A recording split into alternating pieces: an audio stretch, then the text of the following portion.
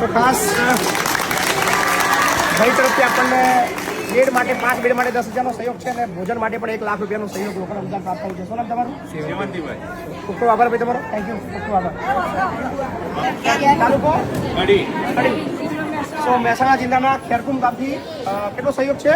21,000 રૂપિયા રોકડ સહયોગ પ્રાપ્ત થાય છે સમગ્ર મંડળ તરફથી. થેન્ક યુ સો મચ સમગ્ર મંડળનો ખૂબ ખૂબ આભાર. Thank you.